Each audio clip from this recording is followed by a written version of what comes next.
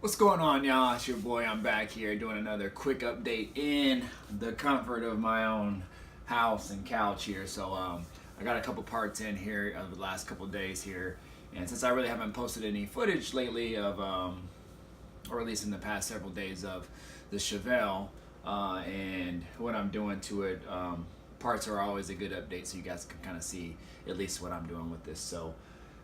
And it's just kind of your standard stuff and some things that I haven't actually ordered before, used before. So I decided to go ahead and get something new. And I'm trying to make this LS swap build different from my other one. So just using different parts that I haven't used before. Some better, some same. Trying to get just different parts as cheap as I can, but spending a little bit of money here that for quality stuff as well. So again, I'm trying to go a different route with this build and not have it be so similar to the one I did last time, and trying to just step out a little bit more versus what I did to my previous build. So anyways, let me go ahead and get to this. So probably can't see the box down here, but what I have is a Holley LS Swap Oil Pan. It's the 302-2 pan. So this comes with your baffle here that sits on the bottom of the pan, and all your hardware here. So you have like your oil drain plug, the O-ring for the pickup tube. What else is in here? I think the hardware for just the oil pan itself and some other things. So that comes in here, and then let's see if I can pull this out. Then you got your pickup tube, and what I like about it too is everything is individually wrapped, so that's pretty cool that they do that as well. So got your pickup tube right here, and I'm sure you guys have seen these oil pans before, but you know, since I'm keeping track of this build, I just wanted to show you guys as well. So this is the oil pan right here, and you know, similar in a lot of ways to my last pan. So this pan is actually different from the one. The last one I used was a GM Performance LS Swap pan. Sits a little higher here, probably about the same here, but then it also just gradually, I don't know if y'all can see that, but it just gradually slopes down on the GM Performance oil pan.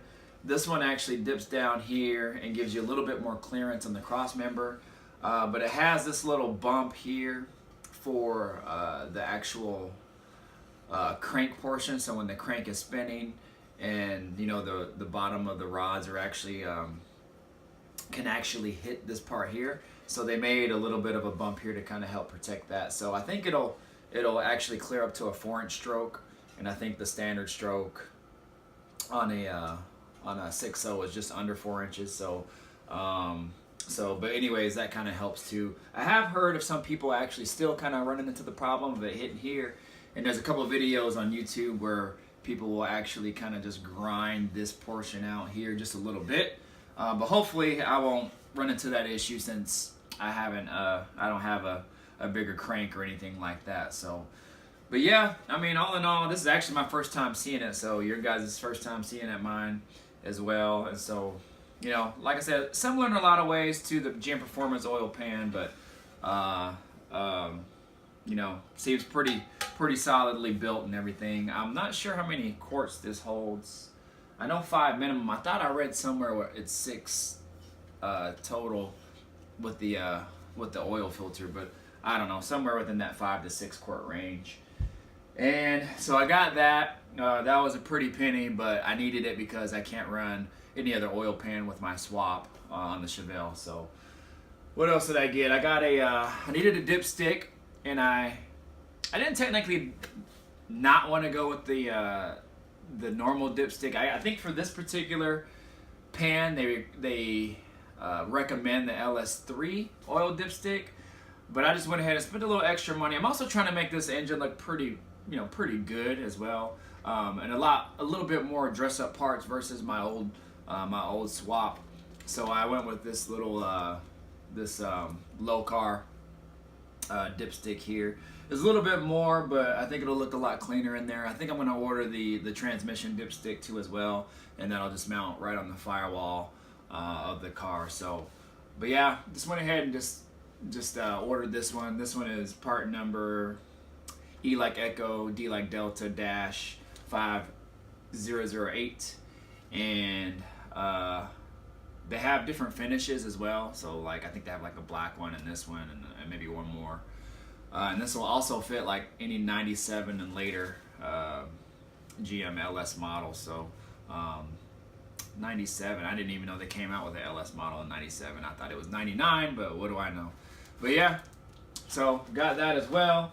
And the last thing that I got in is this BTR valve spring kit. So these are double or dual springs, and you know they give you a nice little warning label in regards to the different type of the valve seals, and don't use the regular GM hat style seals. Use the ones that they provided, so with the locator and the valve seal separate, so the inner spring doesn't bump on your normal GM style valve seal, that hat style seal. But yeah, these are really nice, y'all. Really nice dual springs, so nice finish, all shiny and everything. So this will be good for my build. This was actually recommended for the cam that I got, so they're up to 660, I believe. So yeah, this should be really good. I've never used a dual valve spring or before, so we'll see how it works. I'm sure it'll be good. I've heard good things about them. And then it comes with everything, y'all. It comes with the retainers, the locking retainers. It comes with your valve seals, and then your locators here, and another one here. So yeah, and then the springs themselves. So yeah, I mean, nicely packaged and everything, and I like that when I can get everything separately and nicely packaged and not have to worry about stuff being damaged and whatnot. So, but yeah, I'm excited, and we'll see how this all works and everything, and I've heard good stuff about it. I had to spend a little bit more money to get these and these springs here, but let me see if I can. Not sure if I showed you guys the part number on it at all, but that's the part number right there if you can see it. Hopefully that focused.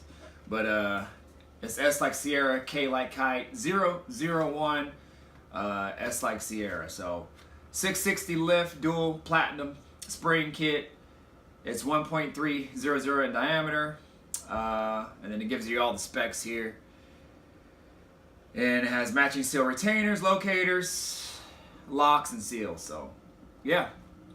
Got those off eBay. All this stuff, well, these I got off eBay. The LowCar Dipstick and the oil pan I got from Summit. So, but yeah, that's what I got the last couple days. And I'm just keep trying to, chip away at this, y'all. So, just kind of keep doing what I can here and there. And a lot of my stuff is done on the weekend, since that's when I have those days off. I'm gonna have to start doing the work on my Caprice here soon, because I have to get it ready for a big show at the end of May. And with some of my limited time, I don't have much time to do it, and I'm going to a wedding in May, a couple other things, so I won't have as much time as I would like. But I'm gonna swap the rear end on it, so I gotta get that all cleaned up first before I drop it in. I'm also going with a whole new rear suspension setup on it. So yeah, I got some hotchkiss parts that I'm going to use that you guys haven't seen yet. And then I also have to put AC in that car, and I'm doing some modifications to the AC brackets and things like that. I got to go to the junkyard this weekend and pick up a set of AC lines. I'm going to try, so the Caprice that I got those parts from last week in my last video, the Caprice looked real clean, and so I'm gonna go back and see if I can and I should have just did it when I was there, and I was thinking about it, but I was in such a rush because I had to be somewhere. So I'm gonna go back and see if they still have the AC lines on it, and I'm gonna try to use those lines, and hopefully they're still good. just so I can save money, y'all, because a lot of this stuff, as you know, costs a lot of money. And I was researching AC lines, and those weren't cheap either. So hoping I can go score these and they're in good shape and, you know, use, and I'll just put some different